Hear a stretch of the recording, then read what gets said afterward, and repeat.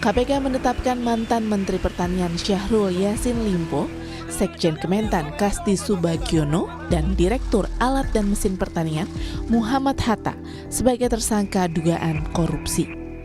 Ketiganya dijerat dengan 3 pasal, yakni dugaan pemerasan dalam jabatan, penerimaan gratifikasi, dan pidana pencucian uang. Total ada 13,9 miliar rupiah yang dinikmati ketiga tersangka. Dana itu berasal dari hasil setoran pejabat unit eselon 1 dan 2 di Kementerian Pertanian. Dengan besaran kutipan antara 4.000 hingga 10.000 dolar Amerika. Dari penelusuran penyidik, dana belasan miliar rupiah hasil korupsi itu dipakai antara lain untuk membayar tagihan kartu kredit dan cicilan mobil Alphard Syahrul Yassin Limpo.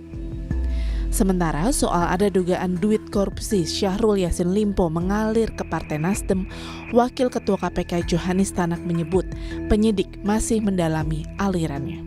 Sejauh ini uang yang dinikmati SYL bersama-sama dengan KS dan MH sejumlah 13,9 miliar rupiah dan penelusuran lebih mendalam masih terus dilakukan oleh tim penyidik.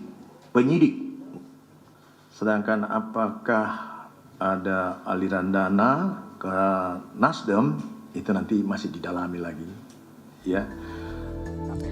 Bendahara Umum Partai Nasdem Ahmad Syahroni mengaku Syahrul Yassin Limpo mentransfer 20 juta rupiah bantuan bencana ke fraksi Nasdem di DPR. Syahroni mempersilahkan KPK jika ingin mengusut dugaan aliran dana korupsi Syahrul Yassin Limpo ke partainya. Saya sempat ngecek ada transferan ke fraksi Nasdem dari SYL. Dari SYL itu bantuan bencana. Bantuan bencana. Nilainya 20 juta. 20 juta. Itu biasanya kita menerima bantuan-bantuan terkait dengan ada musibah yang ada di Republik ini. Jadi tidak masalah artinya kalau ada penelusuran lebih jauh di luar yang 20 juta itu. Kalau untuk ke partai sendiri nggak ada ya, saya juga bendahara umum partai, tidak ada transaksi terkait dengan urusan personal, nggak ada. Tapi kalau memang KPK mau menelusuri ya silakan aja kan? Silakan aja, itu terbuka. Oke, baik. Pak, duitnya emang beneran buat nyicil Alphard ya Pak sama SYL? Usai penetapan 3 tersangka dugaan korupsi di Kementerian Pertanian, KPK langsung menahan Sekjen Kementan Kasti Subagiono selama 20 hari ke depan. Sementara tersangka Syahrul Yassin Limpo dan Muhammad Hatta belum ditahan karena absen dari panggilan pemeriksaan hari Rabu. Tim Liputan Kompas TV. KPK mendalami dugaan aliran uang korupsi mantan Menteri Pertanian Syahrul Yassin Limpo ke Partai Nasdem. Kita akan bahas bersama peneliti ICW, sudah ada Kurnia Ramadana. Selamat sore Mas Kurnia, terima kasih sudah bergabung bersama kami di Kompas Petang. Selamat sore, Assalamualaikum. Waalaikumsalam. Mas Kurnia, menurut perspektif Anda nih, seberapa besar sih kemungkinan uang dugaan korupsi Syahrul Yassin Limpo ini bisa mengalir ke Partai Nasdem?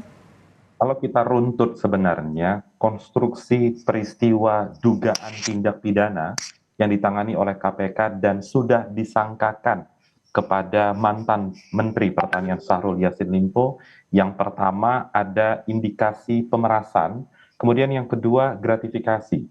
Dugaan penerimaan dan perbuatan pemerasan ini disinyalir telah dilakukan sejak tahun 2019, berarti 4 tahun yang lalu. Maka dari itu, hasil penerimaan tersebut, pertanyaan reflektifnya adalah kemana aliran dana tersebut? Kemana aliran dana dari pemerasan dan penerimaan gratifikasi? Tentu tidak mungkin hanya berhenti di penguasaan Syahrul Yassin Limpo. Pasti ada pihak-pihak lain. Maka dari itu, ICW mendorong agar KPK juga mengembangkan proses penyidikan dengan membuka opsi pengenaan pasal di dalam Undang-Undang Pencucian Uang. Dari sana baru bisa dilihat pasal 3 Undang-Undang Pencucian Uang untuk pelaku aktif. Namun jangan lupa, di pasal 5 Undang-Undang Pencucian Uang dapat disangkakan kepada pelaku pasif. Apa arti pelaku pasif ini? Orang-orang yang menerima aliran dana dari uang hasil kejahatan. Pihak-pihak ini bisa dua hal. Satu, perorangan, atau dua, berbentuk korporasi atau organisasi. Maka kalau berangkat dari pertanyaan tadi, klaster partai politik masuk dalam klaster korporasi berdasarkan Perma 13 tahun 2016.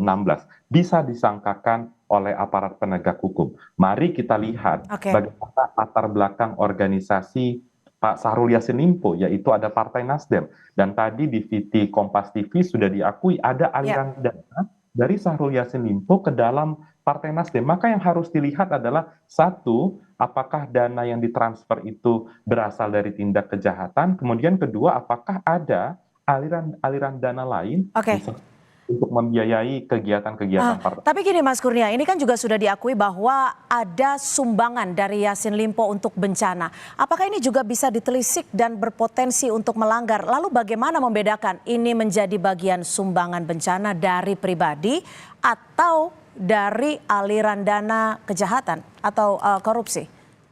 Setiap partai politik atau organisasi mestinya punya standar penerimaan. Atau lebih lanjut lagi, apakah orang-orang yang menerima aliran dana kejahatan itu tahu atau tidak sumber pemberian uang itu atau sumber penerimaan dana itu dari mana? Tatkala kedua pihak sadar pelaku mentransfer uang hasil kejahatan dan penerima tahu bahwa uang itu juga berasal dari tindak kejahatan dan tetap diterima, di sana ada potensi terjadinya tindak pidana pencucian uang. Meskipun memang pembuktiannya akan sangat berlapis, namun tadi juga di VT Kompas TV sudah diputar, harus ada kerjasama, koordinasi antar lembaga. Satu dari Komisi Pemberantasan Korupsi, kemudian yang kedua ada Pusat Pelaporan Analisis Transaksi Keuangan untuk melihat aliran dana ini. Apakah setiap bulan yang masuk ke rekening Syahrul Yassin Limpo itu dalam kapasitas yang wajar atau tidak? Kalau tidak wajar, apakah itu sudah masuk disangkakan dalam pasal gratifikasi atau belum? Itu yang menjadi pekerjaan rumah. Mas Kurnia, tapi begini, bagaimana bisa membuktikan bahwa dugaan aliran dana Syahrul Yassin Limpo ke parpol ini? Karena sebelumnya kan Bendahara Umum Nasdem juga membantah keras bahwa ada aliran dana. Ya, satu sisi bantahan itu hak tentu bagi pengurus Partai Nasdem. Namun aparat penegak hukum, pertanyaan lanjutannya adalah apakah sudah melakukan penyelidikan lebih lanjut atau tidak? Pembuktiannya bukan berdasarkan pernyataan lisan. Setiap orang bisa saja membantah, tapi harus dilihat setiap kegiatan-kegiatan atau aliran dana dari Pak Syahrul Yassin Limpo yang masuk misalnya pada rekening Partai Nasdem misalnya, harus dilihat pada kegiatan apa itu dilakukan. Jumlahnya berapa, harus dikonfrontasi setiap bukti dan pernyataan, konsisten atau tidak. Di situ poin pentingnya. Oke, ini kan Mas Kurnia, KPK kan juga menyebut ada uang 13,9 miliar rupiah yang diduga dinikmati Syahrul Yassin Limpo, beda dengan 30 miliar di rumah dinasnya yang ditemukan. Apa analisa dari Anda soal uang yang ditemukan ini? Dan sejauh mana KPK bisa menelisiknya? Ya, kalau memang ada perbedaan berapa yang disebutkan KPK dalam konferensi pers, berapa yang sudah disita. Tentu harus melihat dalam konstruksi apa uang 30 miliar itu. Karena bisa jadi uang tersebut ada kaitannya dengan indikasi pencucian uang.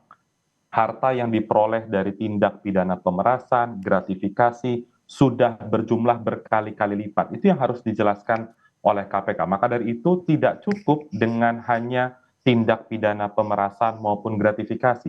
Jangan lupa setiap orang yang melakukan tindak pidana ekonomi, salah satunya adalah tindak pidana korupsi, secara psikologis pasti ingin menyembunyikan hartanya.